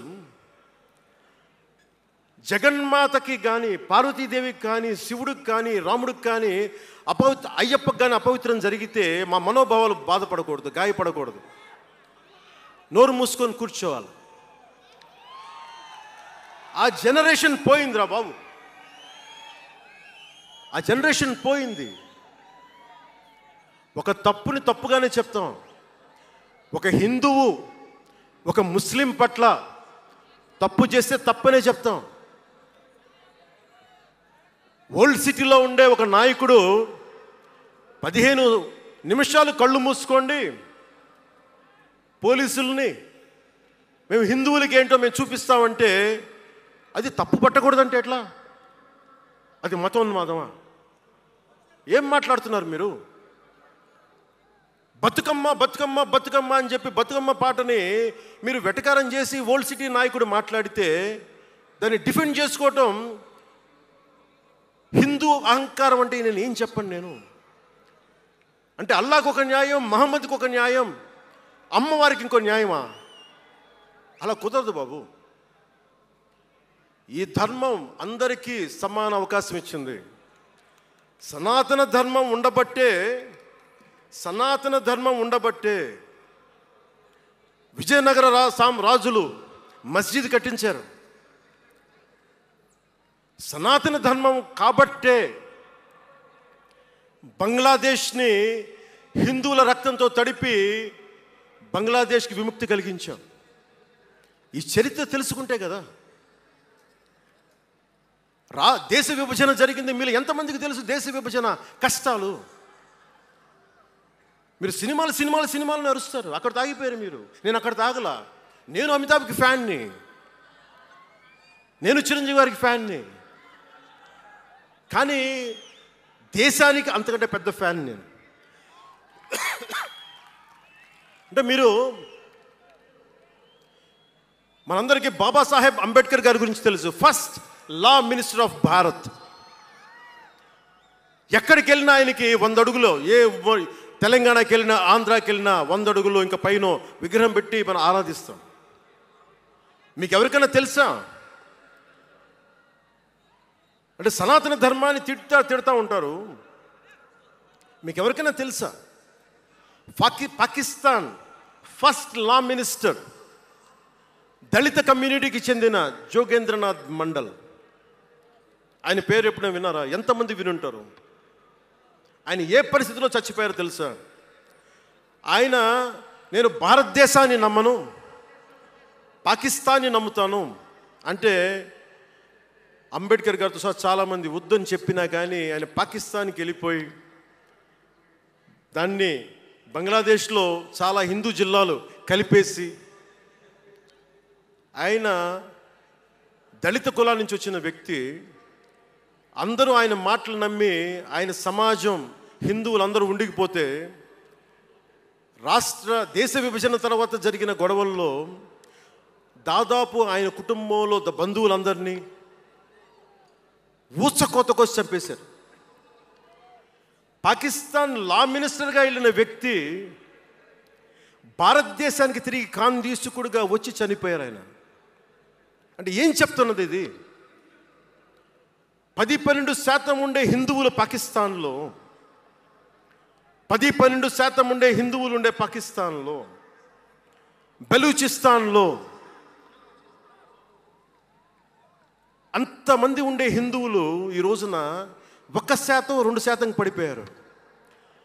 బంగ్లాదేశ్ గొడవల నుంచి హిందువులు పారిపోతున్నారు. మన దేశంలో అలా జరిగిందా? ఎంత మర్యాద ఇస్తాం ఇస్లాంకి? నా దగ్గర ఉండే వ్యక్తులను అడగండి, ఇస్లాం పాటించే నా దగ్గర ఉండే నా సన్నిహితులను అడగండి. ఇది పవన్ కళ్యాణ్ గొప్పతనం కాదు, సనాతన ధర్మం నాకు నేర్పింది ఇది. నువ్వు రాముణ్ణి ఆరాధించు, అల్లాని గౌరవించు, అల్లాని ద్వేషించమని మాకు సనాతన ధర్మం చెప్పలా. ఇది చెప్పాలి, అర్థం చేసుకోవాలి. ఈ సూడో సెక్యులరిస్టులు, కుహానా సెక్యులర్ వాదులు. నేను ఒకసారి వైజాగ్లో 19లో ఒక సీనియర్ నాయకులను అడిగాను. నేనేమడిగానంటే secularism, what is the true meaning of secularism అని. అలా మాట వచ్చి నేనేమడిగానంటే, మీరు ఒక హిందువు తప్పు చేస్తే ఖండించండి, ఒక ముస్లిం పట్ల ద్రోహం చేస్తే ఖండించండి, శిక్షించండి. అలాగే ఒక ముస్లిం ఒక హిందువుల్ని ద్వేషించినా దాడి చేసినా శిక్షించండి. ఇద్దరికి శిక్ష ఒకటే. అలా కాకుండా వీళ్ళనంటే ఓట్లు పోతాయి, వీళ్ళంటే ఓట్లు పోవని ఓట్లు రాజకీయం చేస్తేనే కదా ఈ రోజున ఇంత హైందవం భగవాన్ ఎందుకు ఉందంటే దీనివల్లే. Because of pseudo secularists. ఈ రోజున ఇది జరుగుతుందంటే because of you pseudo secularists, because of you. మీరే కనుక secularism, if you would have applied in the true spirit, there would have no need for the changes what are there today. మీరు చేశారు తప్పులు. ఆ రోజు నేను అడిగా, ఓల్డ్ సిటీలో పాత బస్తీ హైదరాబాద్లో మీరు 15 నిమిషాలు మీరు కళ్ళు మూసుకోండి పోలీసుల్ని, మేము హిందువులకి ఏంటో చూపిస్తామంటే నువ్వు ఎవరిని ఉద్దేశించి మాట్లాడుతున్నావు? హిందూ అంటే దాంట్లో పవన్ కళ్యాణ్ కూడా ఉన్నాడు. పొద్దున్న లేస్తే నేను హనీఫు, అబ్దుల్, మొత్తం రహీం వాళ్ళతోనే ఉంటాను నేను. కానీ నేను వాళ్ళతో ఉన్నాను కదా అని చెప్పి నాకు బాధ రాదని మీరు అనుకోకండి, తప్పది. ఓ గలత్ భయ్యా, తప్పది. వస్తుంది బాధ. నేను ఎవరిని నిందించట్లా. తిరుపతి కల్తీ లడ్డు చేస్తే నేను ముస్లింలను నిందించలా, క్రిస్టియన్లను నిందించలా. నేను నిందించింది దోషుల్ని పట్టుకోమని. చివరికి ఏం తేలారు? వాళ్ళందరూ హిందువులే కదా. నేను మాట్లాడుతుంది ఇది. This is secularism. If there is true secularism, మన నాయకులందరికీ చెప్తున్నాను, మీ అందరికీ చెప్తున్నాను, true secularism should be applied in the true spirit, not for damn convenient vote bank politics. Don't do it. Janasena is not for it. ఒక తప్పుని తప్పుగానే చెప్తాం. అంటే నేను ఎందుకు చెప్తున్నాను మీకు మాట అంటే, నారాజు గాకురమ్మ అన్నయ్య, నజీరు అన్నయ్య, ముద్దుల కన్నయ్య, మన రోజు మనకుంది మన్నయ్య అన్నామంటే డ్యాన్సులు చేశా మీ సరదా కోసం. 1 minute డప్పులతో దీంతో డ్యాన్సులు చేసి అది మీ సరదా కోసం. కానీ నా కోసం ఆ లిరిక్ రాసుకున్నా. దేనికి రాశాను? గుజరాత్లో ఆ మారణహోమం జరిగితే దానికి చాలామంది ముస్లింలు చనిపోతే బాధతోటి నా హృదయం స్పందించి మాస్టర్జీ అని ఒక ప్రజా కవి చేత నేను రాయించాను ఆ పాట. దాన్ని ఖండించినప్పుడు నేనేమనేది ఏంటంటే, అంటే నేను అంత నిష్పక్షపాతంగా ఉంటాను. నేను అనేది ఏంటంటే, గోద్రా మారణహోమం జరిగినప్పుడు ఖండించాలి, ఖండింపబడాలి. There is no second thought about it. కానీ అసలు ఎందుకు జరిగింది అని ఆలోచిస్తే, కరసేవక్స్ రామ భజన చేసుకుంటూ ట్రైన్లోకి వెళ్తే ఒక గోద్రాలో ట్రైన్ని తగలబెట్టేశారు. మరి దాని గురించి కూడా మాట్లాడాలి కదా. ఇది తప్పు, ఇది కూడా తప్పే. అలా జరిగి ఉండకుండా ఉండాల్సింది. బాధే నాకు. ఆ రోజు నేను సినిమాలో ఉన్నా కాబట్టి నారాజు గాకరని పెట్టా. అదే కనుక అలాంటి సంఘటన నుండి ఏం చేయాలి మనం? అలాంటి తప్పులు జరిగితే మొదటి తప్పు చేసిన వాడినే వెతికి వెతికి పట్టుకొని జ్యూస్ లాగా సెకండ్ వరల్డ్ వార్లో జర్మనీని ఎలాగా సౌత్ అమెరికాకి వెళ్ళినా ఎలా పట్టుకొని శిక్షించారో మొస్సాద్, అట్లాగా తప్పు ఎవడు చేయనండి, either is a Hindu or Muslim, ఎవరైతే మొదటి తప్పు చేశారో వాళ్ళని కనుక శిక్షిస్తే పర్యవసానమై ఉండవు. ఇది చాలా బలంగా ఆలోచించాలి. అంటే ఇవన్నీ ఎందుకు చెప్తున్నాను, ప్రతి ఒక్కరూ చాలా క్షుణ్ణంగా వినాలి. ఎందుకంటే భవిష్యత్తులో మీకు ఇవే పోరాటాలు. మీరు ఎమ్మెల్యేలు అయిపోయాం, మంత్రులు అయిపోయాం, అందరికీ కార్పొరేషన్ పదవులు వచ్చేసినాయి అంటే కాదు. ఇప్పుడు మనం వేసింది తొలి అడుగు మట్టుకే. నేను భారతదేశం కోసం చనిపోవడానికి సంసిద్ధంగా ఉన్నాను, గుర్తుపెట్టుకోండి. ఎందుకంటే నా ఇంటెన్సిటీ చాలా వైల్డ్గా ఉండదు. అంటే మాట్లాడితే సంస్కృతాన్ని తిడతారు, హిందీని మీరు రుద్దుతున్నారు, సౌత్లో దక్షిణాదిని అంటారు. అన్ని దేశ భాషలే కదా. మన తమిళనాడులో తమిళ్ హిందీ రాకూడదు అంటుంటే నాకు అనిపించింది మనసులో ఒకటే, అప్పుడు తమిళ సినిమాలను హిందీలోకి డబ్ చేయకండి. డబ్బులేమో హిందీ నుంచి కావాలి, ఉత్తరప్రదేశ్ నుంచి డబ్బులు కావాలి, బీహార్ నుంచి డబ్బులు కావాలి, ఛత్తీస్గఢ్ నుంచి డబ్బులు కావాలి, కానీ హిందీ మాకు వద్దంటే అదే న్యాయం. పనిచేసే వాళ్ళందరూ మనకి బీహార్ నుంచి రావాలి, కానీ హిందీని ద్వేషిస్తానంటే ఎట్లా? ఇవన్నీ మారాలి కదా. అందుకని భాషల్ని ద్వేషించాల్సిన అవసరం లేదు.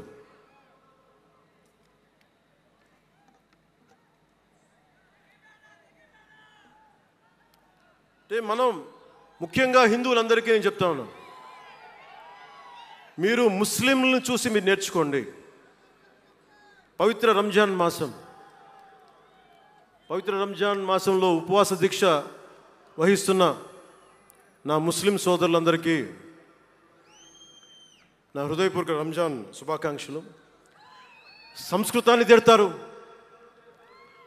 గుళ్ళల్లో సంస్కృతాలు మంత్రాలు చదవకూడదంటారు. ముస్లిమ్స్ ఆ మాట అంటున్నారా? అరబిక్లోనే కదా, ఐదర్ హిందూ ముస్లిం, ఐదర్ ఆంధ్రప్రదేశ్లో ముస్లిం కావచ్చు, తెలంగాణలో ఉన్న ముస్లిం కావచ్చు, తమిళనాడులో ఉన్న ముస్లిం కావచ్చు, అరబిక్లోనే కదా మంత్రాలు చదువుతారు, ప్రార్థిస్తారు. హిందూ ధర్మంలో సంస్కృతంలో చేస్తారు. దానికి ఏంటి సమస్య? తమిళంలో చదవాలా, తెలుగులో చదవాలా, కన్నడంలో చదవాలా? ఆ విధి విధానాలు ఉన్నాయి, వదిలేసేయండి వాటిని. వాటి జోలికి వెళ్ళకుండా కష్టాలని వాటిని పట్టించుకోండి.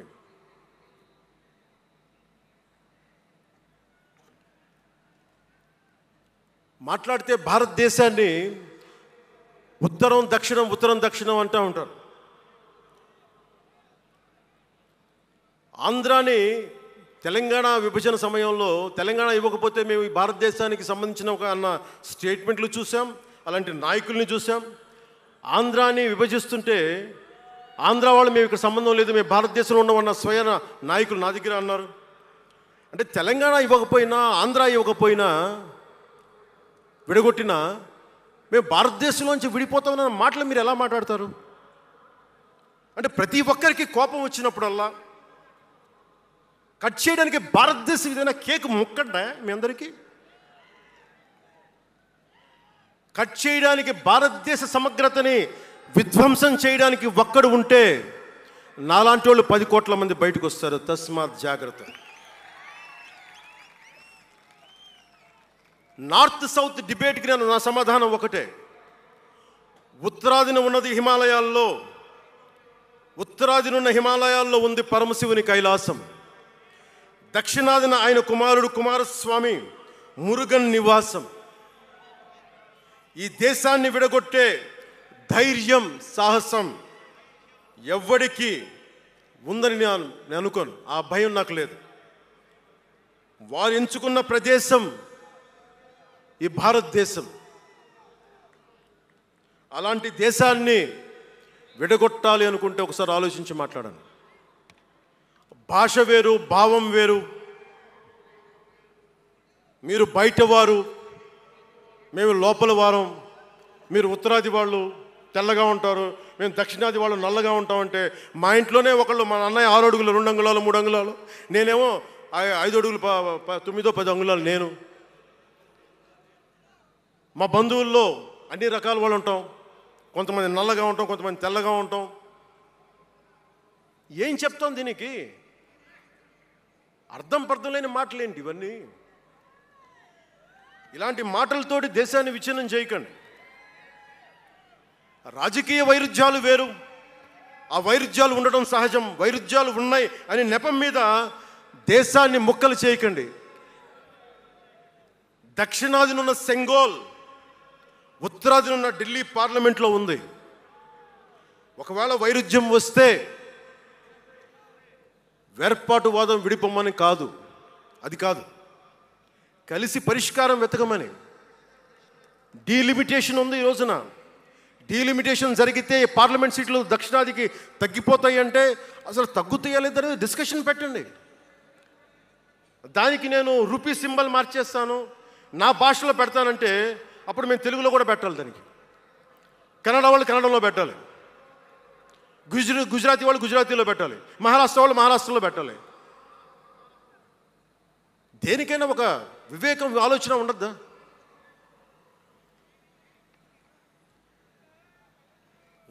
ఉన్నత పదవుల్లో ఉన్నవారు మీరు చాలా ఆలోచించి చేయాలి. చాలా ప్రభావితం చేస్తాయి మీ మాటలు.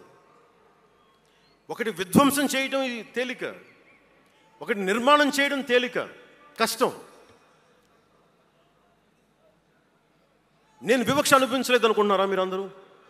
తమిళనాడులో పెరిగినప్పుడు 14 ఏళ్ళ వయసులో నేను తమిళనాడులో పెరిగినప్పుడు మైలాపూర్ స్కూల్ అన్నారే, గొల్టింగ వాడ అని పిలిచేవాడు. నేను నాకు అర్థమయ్యేది కదా గొల్టీ అంటే ఏంటి అనుకునేవాడిని. అదొక డెరిగేటెడ్ టర్మ్. అది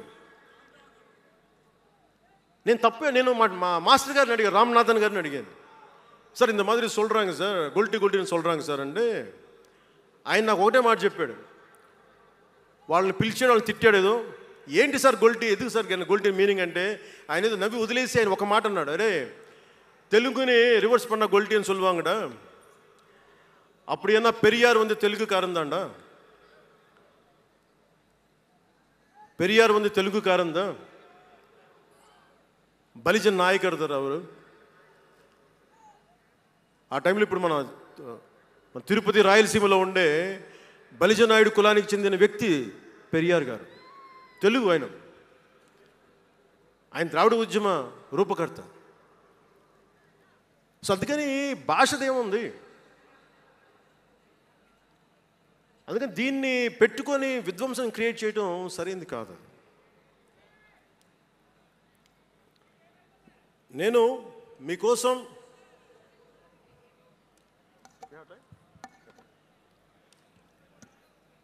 జన సైనికులకి, వీర మహిళలకు, నాయకులకు, అండగా ఉన్న శ్రేయోభిలాషులకు, ఆదరించిన ప్రజలకు, నమ్మి నిలబడ్డ సహచరులకు ఒకటే చెప్పదలుచుకున్నాం, మీరే నా బంధం, మీరే నా అనుబంధం, మీరే ఈ జనసేనానికి రక్త సంబంధం.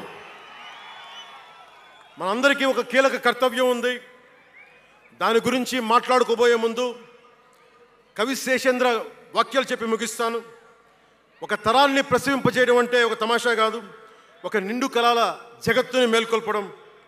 ఒక దశాబ్దన్నర రాజకీయ ప్రస్థానంలో అలుపెరిగిన పోరాటం చేసిన తర్వాత లభించిన చారిత్రాత్మక విజయం అది.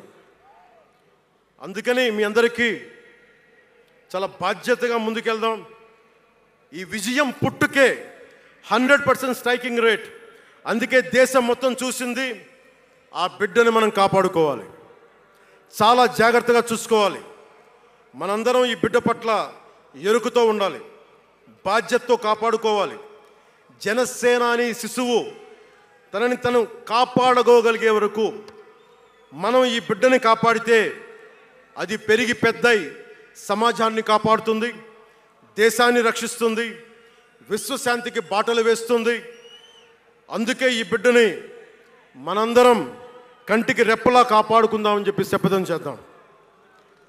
ఒక అవతారం, దాని పుట్టుక ఎలా ఉంటుందో మహాకవి శ్రీశ్రీ కవితా పంక్తుల్లో చెప్పి ప్రసంగాన్ని ముగిస్తాను. యముని మహిషపు లోహ గంటలు మబ్బు చాటున కణేల్మన్నాయి, నరకలోకపు జాగిరమ్మలు గొలుసు తెంచుకు ఉరికి పడ్డాయి, ఉదయ సూర్యుని సప్తాహయములు నురగలెత్తే పరుగు పెట్టాయి, కనకదుర్గా చండసింహం జూలు విదిలించింది, ఇంద్రదేవుని మనపటి ఏనుగు ఘీంకరిస్తూ సవాల్ చేసింది, ఆది సూకర వేదవేద్యుడు గుర్ఘరిస్తూ కోరసాచాడు, పుడమ తల్లికి పురిటి నెప్పులు కొత్త సృష్టిని స్ఫురింపింపజేశాయి, పుడమ తల్లికి పురిటి నెప్పులు కొత్త సృష్టిని స్ఫురింపించాయి. దీనిని లోతుగా ఆలోచించి, ఇక మన ఆలోచన తీవ్రత, భావ తీవ్రత అన్నీ ఉంటాయి. జన సైనికులు మీరు జాగ్రత్తగా ఉన్నంతకాలం మన ఎమ్మెల్యేలు అందరూ బాగుంటారు, మన మంత్రులందరూ బాగుంటారు, నేను కూడా బాగుంటా. మీరు డిసిప్లిన్లో పెట్టాల్సింది మమ్మల్ని కూడా డిసిప్లిన్లో పెట్టండి మీరు. అందుకని 11వ ఆవిర్భావ దినోత్సవం ముగించుకొని 12వ ఆవిర్భావ దినోత్సవం వైపు వెళ్తున్న మీ అందరికీ వచ్చినందుకు ప్రతి ఒక్కరికి ధన్యవాదాలు తెలియజేసుకుంటూ, మీ పెద్దలకి, నాకంటే వయసులో పెద్దైన వారందరికీ నా నమస్కారాలు తెలియజేయండి, పాదాభివందనాలు తెలియజేయండి. అందరూ క్షేమంగా ఇళ్ళకి వెళ్ళండి. సర్వే జనో సుఖినో భవంతు. జై జనసేన, జై జనసేన, జై భారత్, జై హింద్. జాతీయ గీతం. जनगण मन अधिनायक जय हे भारत भाग्य विधाता, पंजाब सिंध गुजरात मराठा द्राविड उत्कल बंगा, विंध्य हिमाचल यमुना गंगा उच्चल जलधि तरंगा तव शुभ नामे जागे तव शुभ आशीष मांगे गाहे तव जय गाथा जन गण मंगलदायक जय हे भारत भाग्य विधाता जय हे जय हे जय हे जय जय जय जय हे।